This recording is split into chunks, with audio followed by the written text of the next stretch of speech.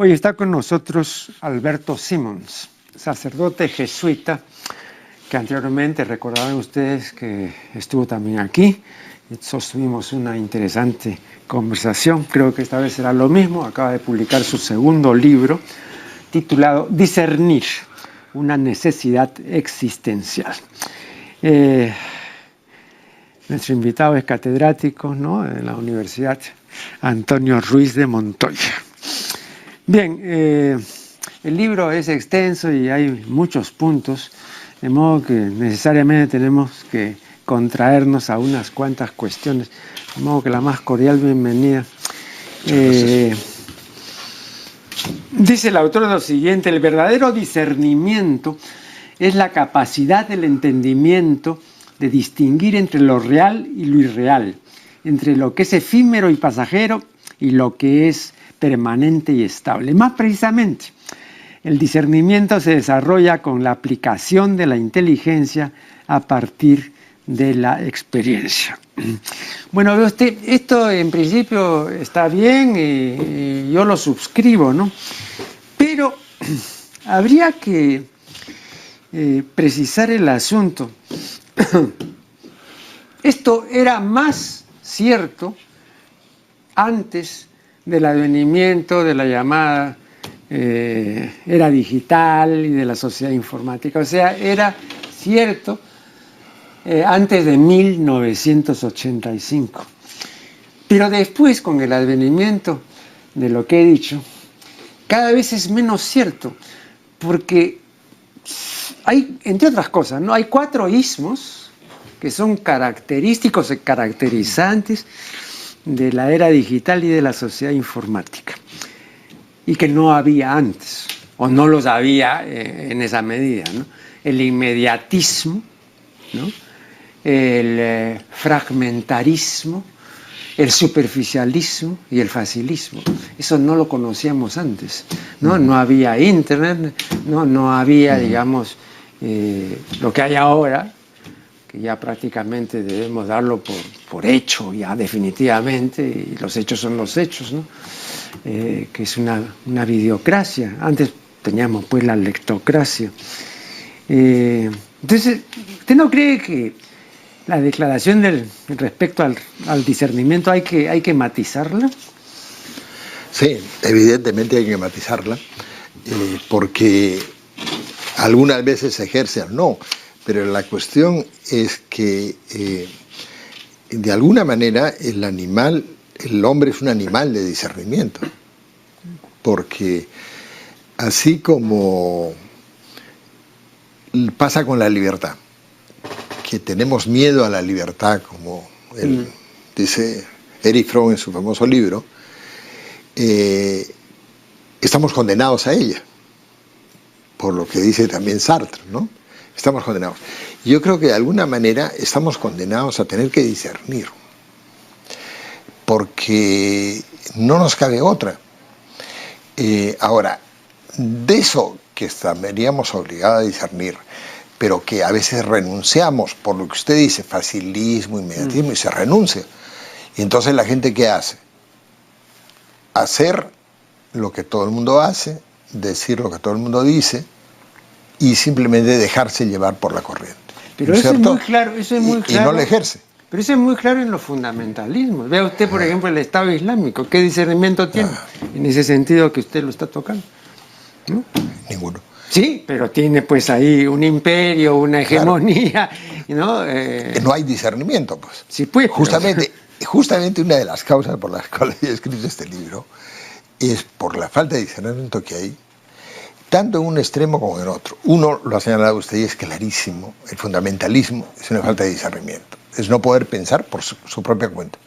Eso que de alguna manera me inspira el libro, que es lo que decía Kant, ¿no es cierto? La Ilustración comenzó cuando el hombre se atrevió a pensar por su propia cuenta. Pero no hace falta solamente pensar por la propia cuenta, sino decidir por la propia cuenta. Y eso es lo que no hace el fundamentalismo. El fundamentalismo simplemente lo que son dueños de la verdad, ¿no? En ideologías, etcétera, en la religión también imponen una forma, y a la gente no tiene que discernir. Entonces da una sensación, por otra parte, de seguridad, ¿no es cierto? De seguridad, pero también en el otro lado, en el relativismo, que también en la posmodernidad de la cual conversábamos antes, se da un gran relativismo, es decir, no hay verdad, todo da lo mismo y todo vale.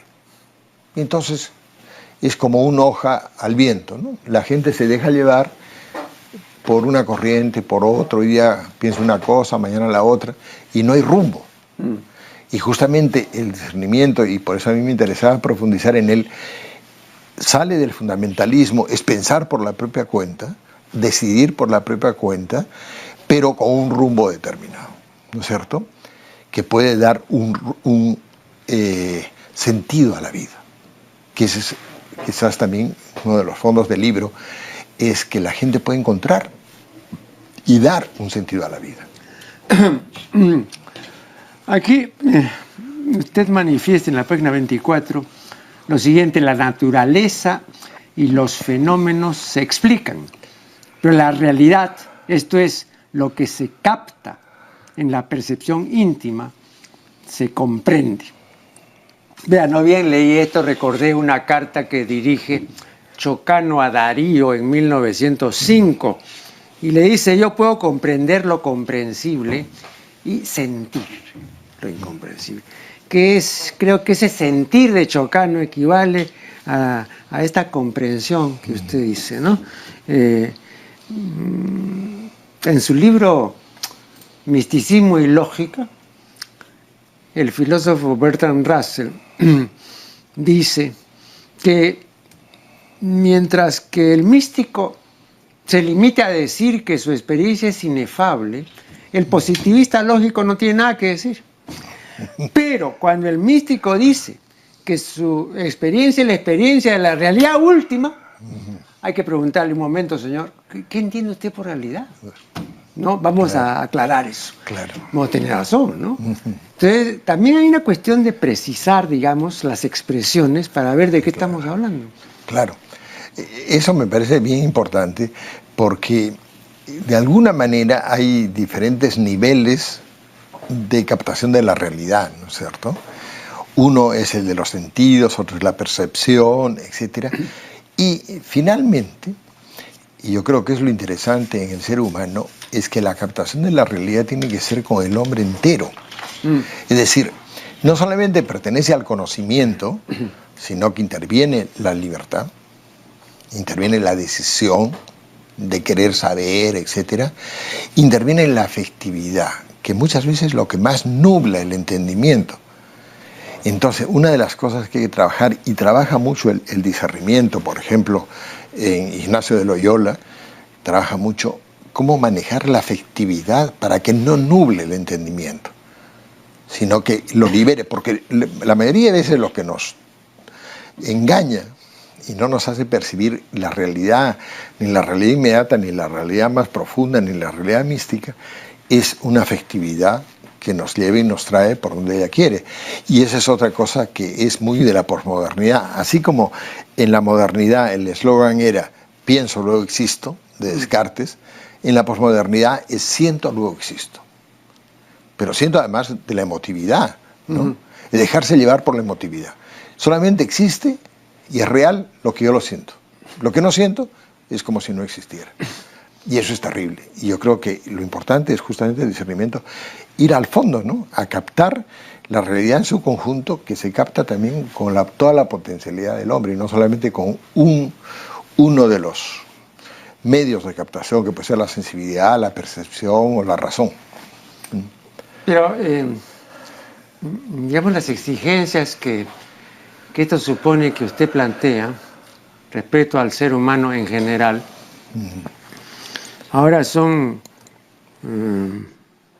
más intensas en esta época. O sea, yo insisto, en esta época todo está en contra, en principio, de aquel rigor, ¿no? Ahora más bien hay un aflojamiento de las amarras, ¿no? Y para que además También eso me parece importante para que además el discernimiento tenga un auténtico cumplimiento.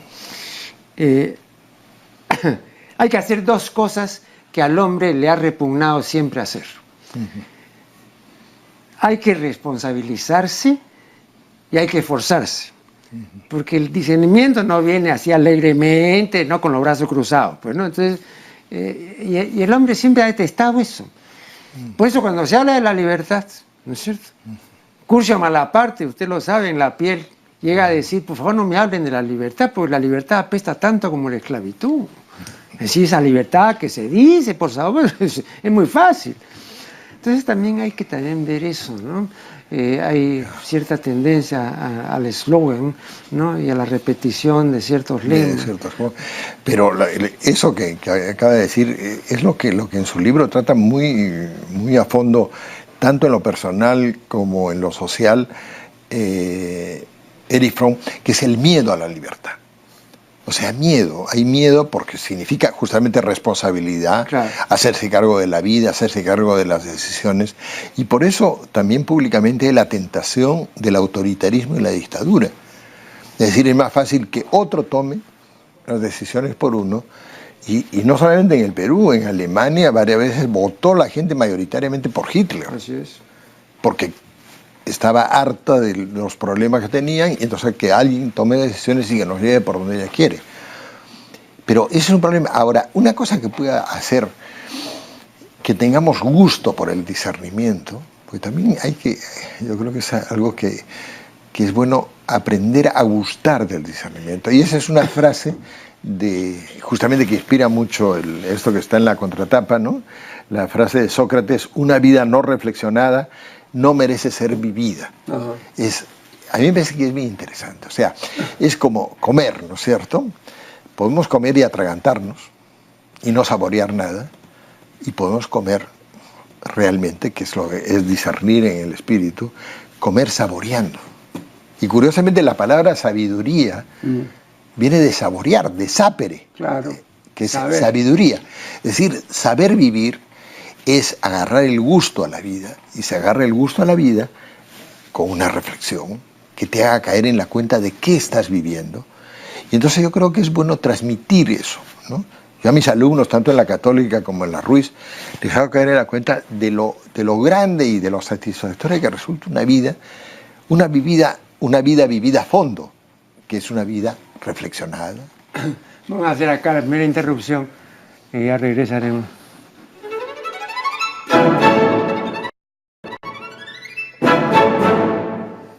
Seguimos dialogando con Alberto Simons. Mira aquí lo que él dice. La Biblia no dice verdades en un sentido general, sino que muestra la verdad del mundo y del hombre desde la mirada de Dios, a la luz del misterio de Cristo, plena manifestación del ser de Dios y del ser humano. Camino, verdad y vida.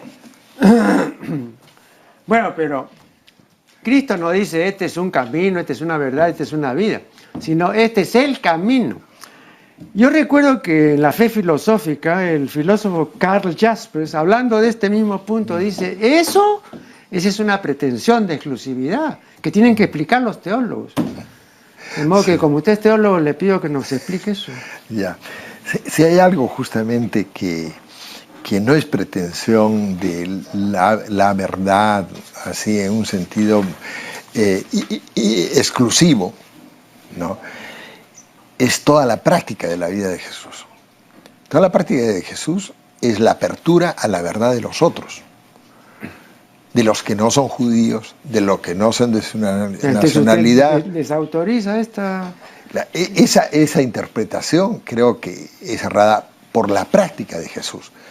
Además Jesús nunca... tengo entendido que esto está en Juan, ¿no? Sí. Claro, entonces también no es igual que los sinópticos. Claro, porque Juan es una teología mucho más elaborada, ¿no? Y además elaborada ya en combinación con el pensamiento griego, etc. Pero la práctica de Jesús desmiente totalmente eso, en el sentido de que si alguien justamente usó del discernimiento y no aplicó una verdad masiva así a todo, fue Jesús, ¿no? Jesús partía de cada persona, cada caso particular, no generalizaba.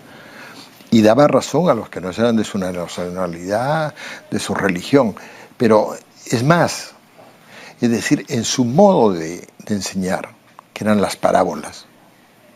Las parábolas son el modo más fino de enseñar de Jesús y más sencillo, por otra parte. Nunca es un método como el socrático, como la mayéutica, que no es imponer una verdad, sino que el oyente descubra la verdad por él mismo. Eso, por ejemplo, queda muy claro en la parábola del buen samaritano.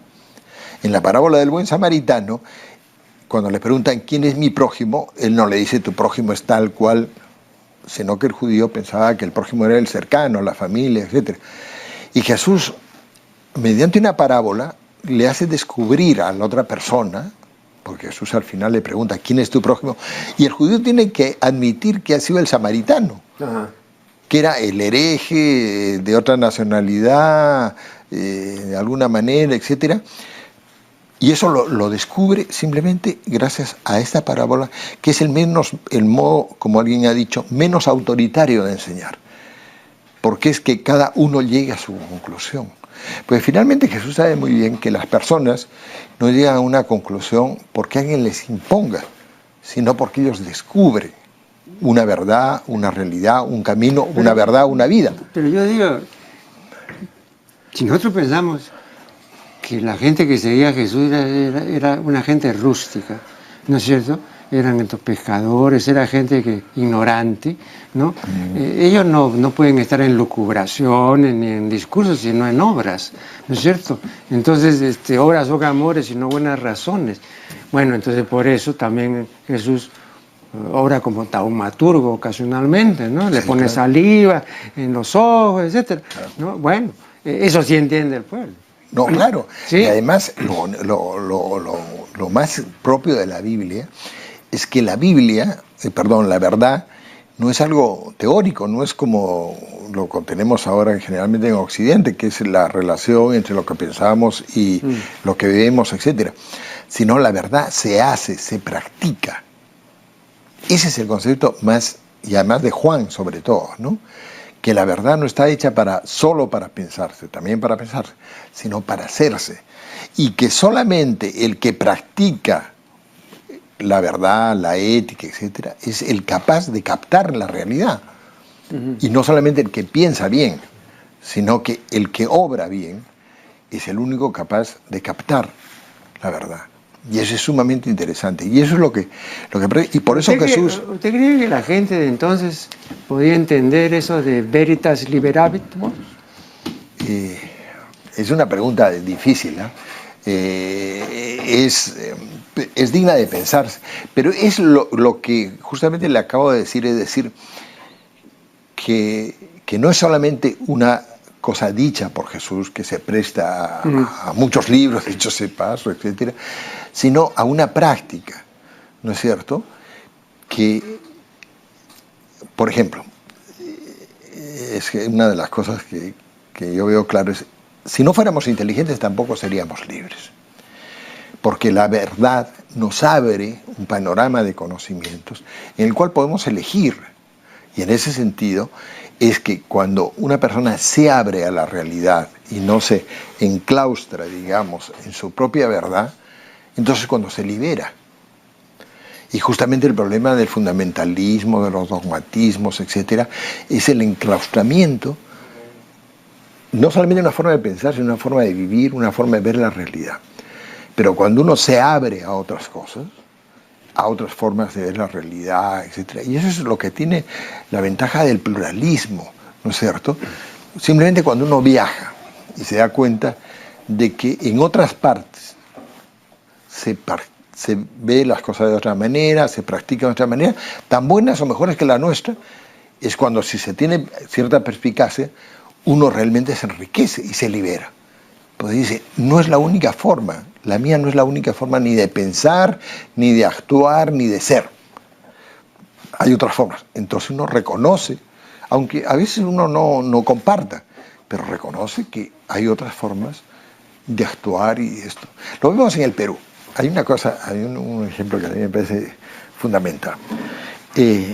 Si yo a mis alumnos les digo, si yo entro en la clase y estoy con gripe y hago así, me dicen ustedes que sucio, ¿no? Pero en cambio yo he visto en la sierra, en una comunidad indígena, que un compañero mío, que estaba con gripe, sacó su pañuelito, se sonó la nariz muy finamente, y un campesino le decía al otro, qué sucio, se guarda los mocos en el bolsillo. Uh-huh. Otra manera de ver cuál es mejor, quién es más sucio, el que se guarda, nosotros que nos guardamos los mocos en los bolsillos, o ellos que simplemente hacen esto. Son simplemente formas diferentes, pero eso yo creo que intuitivamente nos hace ver la ventaja de abrirse, no solamente intelectualmente, sino vitalmente, a otra forma de ser, a otras formas de pensar, que son tan válidas como la nuestra, y que no hay una sola exclusivamente. Y eso es lo que practica Jesús, y eso es lo que les hace ver a los fariseos, que las otras personas, aunque no sean perfectas, etc., sin embargo tienen unas grandes riquezas que a lo mejor los fariseos no tenían.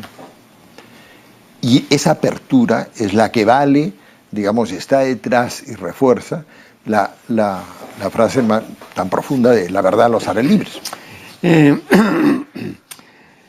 Te dice, no solo tenemos libertad de escoger esto o lo otro, sino que somos libres para escoger lo que deseamos hacer de nosotros mismos. El ser humano es libre, aunque tiene una libertad limitada y condicionada, pero libre de poder escoger lo que quiere llegar a ser. Y esa es su suprema dignidad, su grandeza y su drama. Lo que le hace a uno ser humano es justamente el ejercer su propia libertad. Bueno, por esta cita veo que usted no es determinista.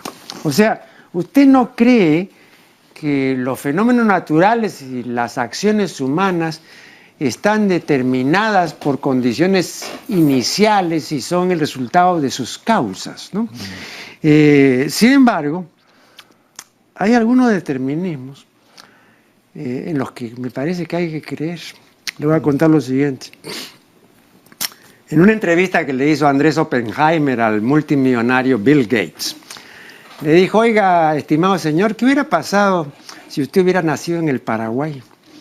Ah, dijo, bueno, en el Paraguay pues habría sido agricultor o empleado de banco, pero no habría podido hacer lo que he hecho por haber nacido en los Estados Unidos, que es la primera nación del mundo, que tiene la mejor educación, etc. ¿No? Ese es un determinismo de la tierra natal, ¿no es cierto? Claro, si hubiera nacido en Paraguay, pues sería pues uno más, ¿no? Entonces habría que matizar eso, ¿no cree? Claro, por eso es que justamente en la cita que usted ha leído, yo digo que el hombre está condicionado por muchos factores, no solamente externos, por ejemplo, el lugar de nacimiento, etcétera, pero yo no digo determinado, sino condicionado, ¿no es cierto? Pues siempre cabe algo de posibilidad de elección. Por ejemplo, ¿por qué en una familia... Pero yo digo, siempre, digamos, se ha impugnado al determinismo y no se le ha dado, digamos, una adhesión cabal, porque dice que en una medida mayor o menor es un recorte de la libertad de cada cual. Y eso no lo podemos admitir. Como si nosotros fuéramos libres o quisiéramos serlo. No, pero no somos una libertad absoluta.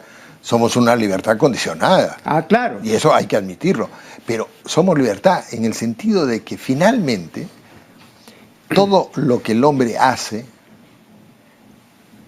se está presuponiendo que el hombre es libre. Si no, ¿qué sentido tiene, por ejemplo, el que estemos conversando nosotros ahora, si las cosas no pueden cambiar? Si van a tener que ser así siempre. No tendría objeto nada de lo que hace el hombre. Entonces está presuponiendo por lo menos un mínimo de libertad. Vamos a hacer acá, me están indicando una segunda interrupción y ya volveremos.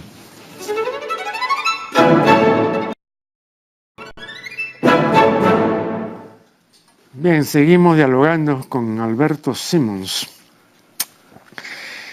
Dice usted, su tragedia y grandeza, la del ser humano, está en que puede, con sus acciones, construirse y destruirse. Si esto lo puede hacer consigo mismo, igualmente es capaz de realizarlo con su mundo, no solo natural, sino también social y cultural. Ve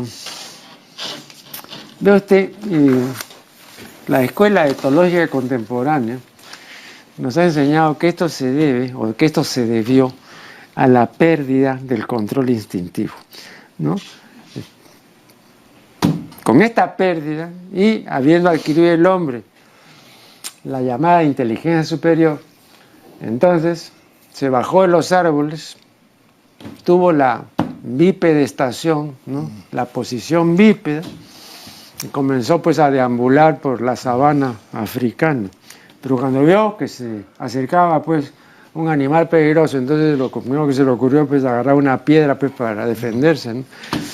¿Por qué? Porque tuvo libres las extremidades superiores, cosa que ningún animal puede hacer porque no tienen libres las extremidades. Entonces el hombre, digamos, sí tuvo libres las extremidades superiores, entonces ya pudo tirar, ¿no? Entonces desde la piedra de este hombre primitivo hasta la bomba atómica, pues hay una carrera de desinhibición y que va a seguir, ¿no? Entonces ya no solamente va a destruir pues el hombre al hombre, sino va a destruir pues el universo, ¿no? Claro, es una cuestión. Y lo peor es que no tiene ningún control para eso. Porque aquí estamos ante, digamos, no la inteligencia, sino la emoción, ¿no? Y entonces es completamente diferente. Ahora, uno puede quejarse y lamentar de que esto se haya sido así, pero ha sido así. Y yo no le voy a pedir a usted un paliativo, pero por lo menos sí algunas consideraciones sobre este hecho irreversible. Bueno, sí, ahí yo diría, haría dos aportaciones a eso. Una es que si es verdad lo que usted dice, ciertamente, pero por otra parte, el hombre es de los seres más débiles de la naturaleza. ¿Por qué ha prevalecido? No es gracias a su fuerza, No. Es gracias a su inteligencia, finalmente. No, tampoco. Es decir, sí, claro, la inteligencia le permitió el uso de armas. Que el hombre... Pero no solamente de armas. No, pero es que es fundamental. Se ha dicho que el hombre descubrió las armas. Eso no es cierto. No. Al revés, las armas descubrieron al hombre. ¿Quién es el hombre? Entonces yo estoy de acuerdo en ese sentido con los evolucionistas y los etólogos. ¿Quién es? Un asesino potencial, ¿no? Pero claro, era potencial mientras que no tuvo el arma. Pero una vez que tuvo el arma... Claro, pero hay otra cuestión ahí, que es ¿por qué prevaleció el hombre? No solamente por la inteligencia, sino porque fue capaz de cooperar, de no hacer las cosas solo. Todas las grandes obras humanas se han hecho por la cooperación de unos hombres con otros. Y a veces no captamos eso. Y no captamos el que la cooperación, no la violencia, ha sido causa de los mayores avances de la humanidad. Entonces, eso me parece importante. Ahora, sobre el control que usted hablaba, a mí me parece muy importante. Actualmente, vivimos una aclaración, sí. A propósito de la cooperación, pero será la cooperación con lo de la tribu. Pero el hombre no ha colaborado con la otra tribu, porque siempre ha habido, digamos, este enfrentamiento. Si no eres de mi tribu, hay una alienofobia, ¿no?, que es innata, ¿no? Entonces el hombre recela del extraño, del ajeno a la tribu, del desconocido. Claro. Entonces lo que vale es lo que está en mi tribu. Claro, pero luego eso, y es una ventaja de la mundialización, o lo que se quiera llamar, es que se han roto esas barreras y entonces el conocimiento se ha vuelto de alguna manera universal. Y entonces lo que es un país o lo descubre un país, lo copia el otro y lo escribe el otro, etc. Entonces ahí hay una esto. Pero lo que me parece sumamente importante, el control. Actualmente vivimos en un sistema tecnoeconómico, que es sobre todo dominado por los poderes económicos. Y eso quiere decir que no es dominado realmente por el hombre. Es decir, se supone que y eso es lo que dio lugar a las naciones de los estados, hay un gobierno, y que claro, si es democrático, de alguna manera tiene la participación de todos, deciden sobre el conjunto. Pero la economía ahora se mueve a nivel mundial y se decide a nivel mundial, ya no a nivel de países, pero el gobierno es sectorial. Es decir, no tiene control sobre, por ejemplo, la venta de armas, ¿no es cierto? Entonces, muchas veces se critica a los economistas, los neoliberales, etcétera, dicen que la economía pues es la que debería mandar, ¿no? Pero lo que tenemos el problema es que la economía está desbordada y además se guía simplemente por la cuestión del lucro, finalmente, ¿no es cierto?, de la ganancia. Y no hay un gobierno que pueda imponer, por ejemplo, en la cuestión ecológica, recién ahora se está reuniendo el CAP, etcétera, para tomar algunas decisiones, pero eso es según las... Ya son varias reuniones. Claro, las voluntades de los países buenamente, pero como se sabe, la ONU realmente es un poco de adorno, ¿no? Claro. Pero no hay un gobierno en que, por ejemplo, participación de países, en que haya decisiones comunes. Y más bien, desgraciadamente, en eso estamos yendo atrás, porque lo poco que hubo en eso, que sino de cooperación, y que fue en Europa. Yo siempre admiraba a Europa, decía, de un continente que ha vivido toda su vida en guerras, las dos guerras mundiales se realizaron sobre todo en Europa, gracias al mercado común, etcétera, y a una serie de cosas, logró unirse. Y en vez de pelearse entre ellos, cooperaron para poder progresar. Pero desgraciadamente eso ahora se está perdiendo. Está a punto de deshacerse la Unión. Entonces, como digo yo en el libro, el problema es que el hombre, con su inteligencia, su libertad, puede ser mejor, pero puede ser peor. Y entonces depende de las decisiones que tomemos los hombres, ¿no? Y que pueden ser para mal o para bien. Y desgraciadamente a veces, como ustedes dicen, son asesinas, ¿no? Y tomamos decisiones asesinas. El Papa, por ejemplo, con mucha claridad dice, pues estamos entrando a la Tercera Guerra Mundial por etapas, ¿no? Cuando habíamos pensado ya liberarnos de las guerras mundiales. Pues no nos hemos librado, desgraciadamente. Usted dice, no podemos obviarlas razonablemente una vez que reconocemos que las emociones contienen juicios que pueden ser verdaderos o falsos y pautas buenas o malas para las acciones éticas. Bueno, esta afirmación de usted me ha dejado desconcertado, porque le digo con toda honestidad, no primera vez que alguien habla de la verdad o de la falsedad, de las emociones, ¿eh? De las emociones. El filósofo inglés Alfred Ayer, que era el niño terrible del positivismo lógico, bueno, con toda la gente del Círculo de Viena, Carnap y toda esa gente, Reichenbach. Este señor decía, supongamos que en una reunión alguien declara que robar es bueno. Entonces yo intervengo y le digo, no señor, robar es malo. ¿Quién de los dos tiene razón? Ninguno. Porque ninguno de los dos expresa una proposición genuina. Para los positivistas lógicos solamente hay dos clases de proposiciones genuinas. Las que ellos llaman analíticas o vacías, o tautológicas, los solteros no son casados, y las informativas o sintéticas, el azufre es amarillo. No es violeta ni negro, es amarillo. Ese es informativo, se puede comprobar, y lo otro es una tautología, ¿no? Pero decir no robes no es verdadero ni falso, es un mandamiento, es una orden. Y las órdenes de este tipo pertenecen a una esfera diferente, ¿no? Entonces ahí viene un problema real, porque ¿cómo voy yo a deslindar, ¿no?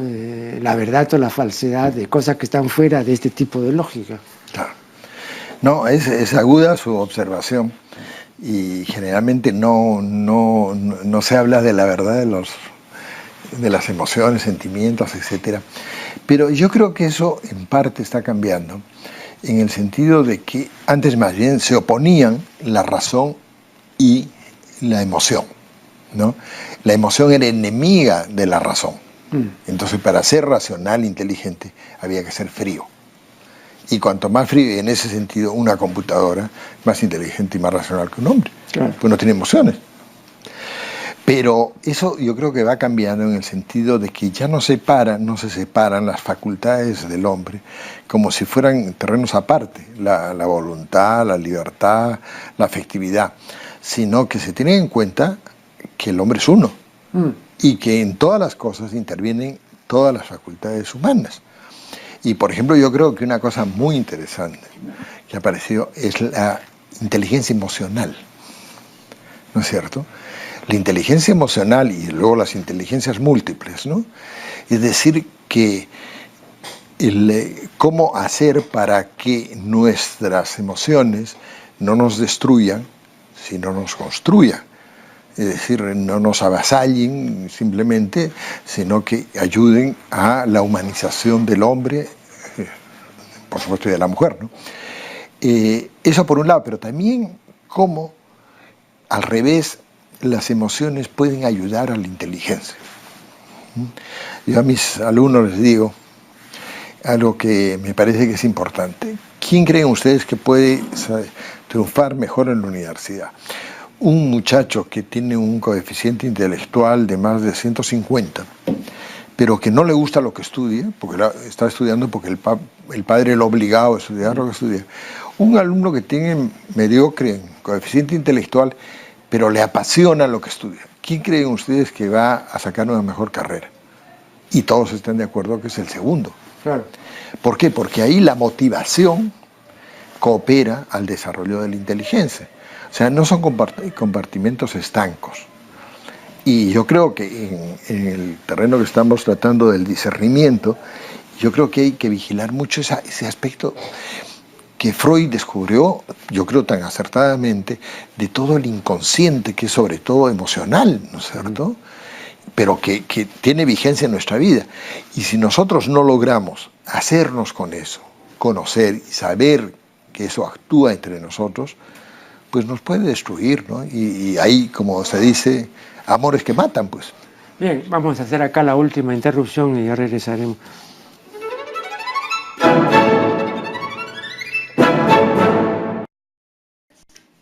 Este es el último tramo de una interesante entrevista que hemos sostenido con Alberto Simons, ¿no?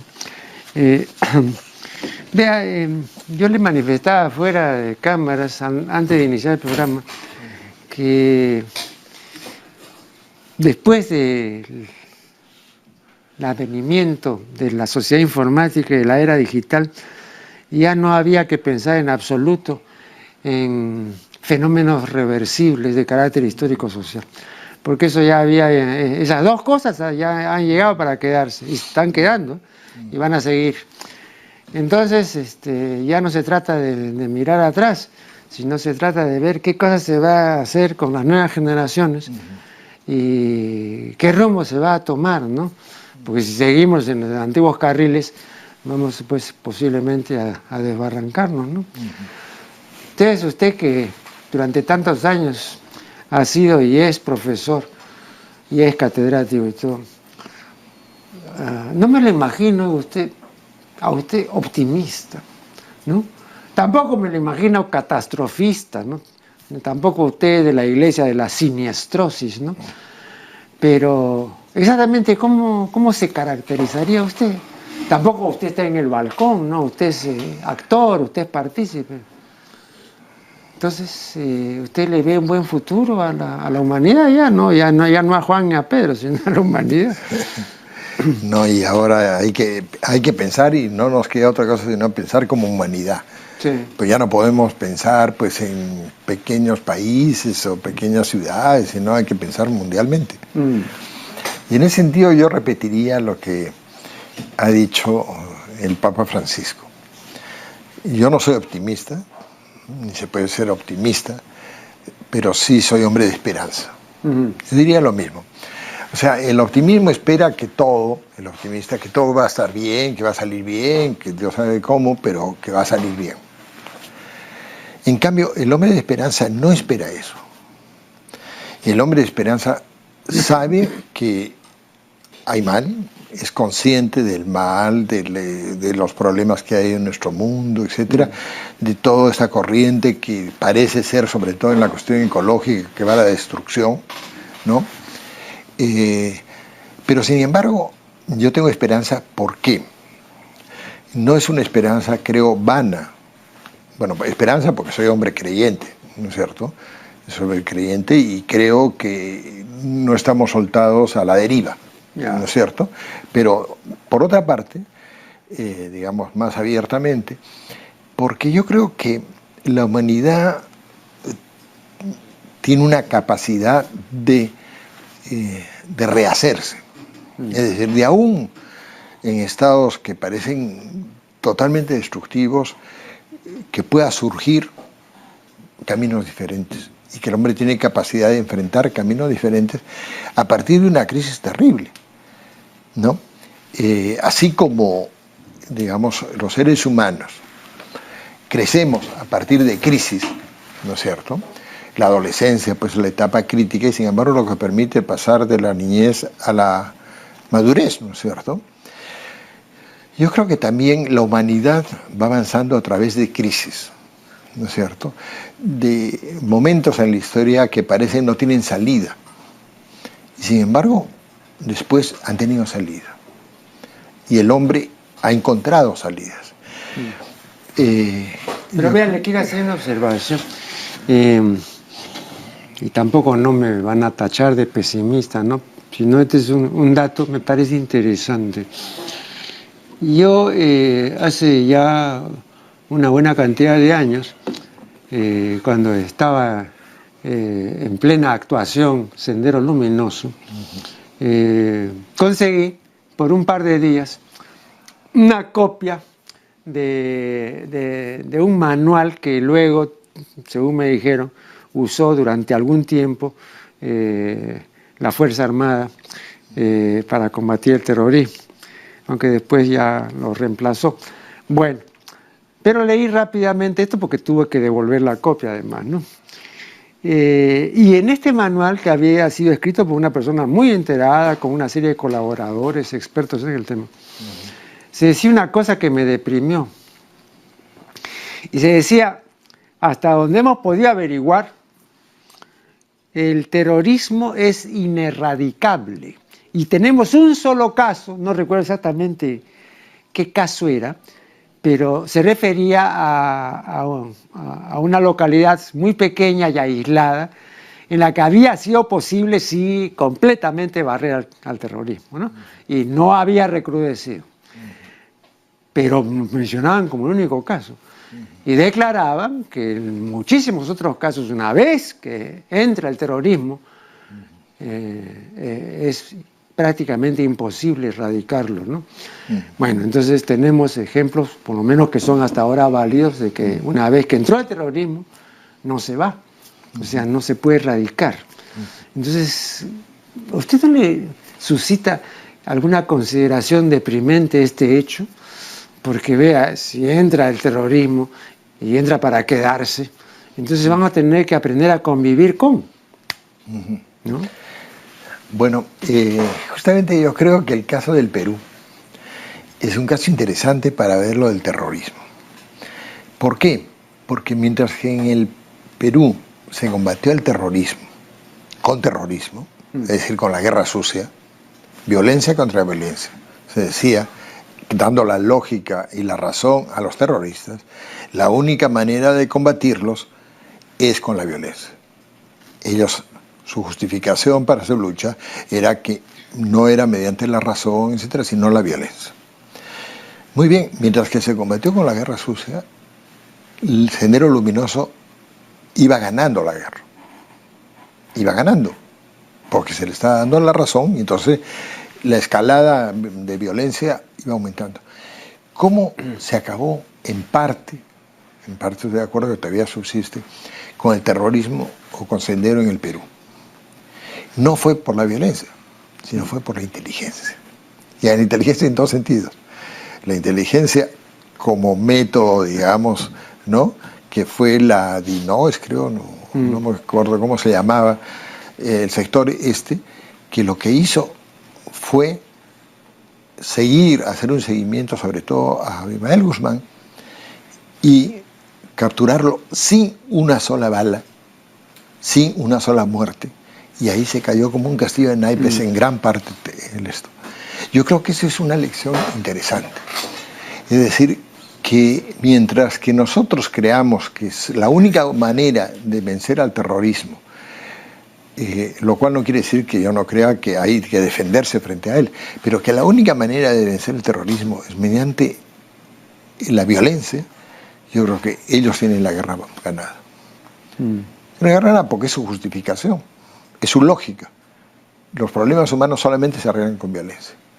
Pero cuando se empieza a utilizar la inteligencia, es cuando yo creo, y el caso del Perú me parece que es sumamente interesante. Además, fíjese, en ese sentido, hemos obrado mucho mejor que lo que obró Estados Unidos con Bin Laden, que supuestamente lo mataron, ¿no es cierto? Pero a lo mejor crearon hasta un héroe ahí. En cambio nosotros... No supuestamente, realmente. Por eso. En cambio en el Perú no. Pero ¿sabe qué? Se capturó a Abimael Guzmán, no es ningún héroe. Sí, pero a mí también me llamó la atención lo siguiente, y sin duda a usted. Todos vimos al señor Barack Obama y todo su staff de ejecutivos frente a la pantalla de televisión contemplando el asesinato de Osama Bin Laden. Sí. Bueno, fue una clarísima venganza, pero nadie dijo nada. A todo el mundo le pareció bien. Pero cuando se le pregunta así individualmente, yo lo he hecho con una serie de invitados, ¿usted aprueba la venganza? No. ¿Pero por qué no? ¿Qué? Es una cuestión taliónica, ¿no? Bueno, no. Y sin embargo eso sí pareció bien. Y dijo, no, es lo menos que se podía hacer después de lo del 11 de septiembre. Pues yo creo que es una de las cosas, yo simpatizo en parte con Obama, pero una de las cosas que yo creo que no tuvieron razón ni tienen razón, porque justamente eso se haya criticado o no haya criticado directamente, pero eso no trajo ninguna ventaja a Estados Unidos, ni lo mostró como alguien superior, etc. Yo creo que otras maneras hubieran mostrado justamente la superioridad. A mí, en cambio, lo que sí me admira, hablando de racismo, que conversábamos antes y todo eso, que en el racismo de Estados Unidos, que yo jamás pensé que un hombre de raza afroamericana, como llaman ellos, pudiera ser presidente de los Estados Unidos, jamás me imaginé. Sin embargo, ¿cómo fue que eso que parecía inimaginable, sin embargo, fue elegido?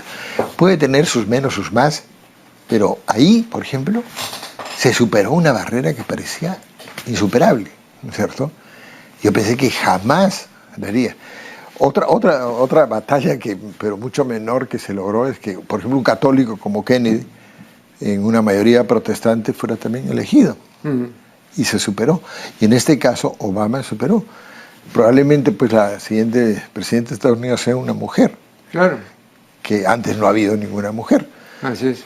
Entonces, son cosas que a veces no caemos en la cuenta, pero yo creo que son caminos de superación. Y ahí va también otra cosa. Yo creo que a veces somos pesimistas porque lo más aparente, lo que es noticia, es lo malo.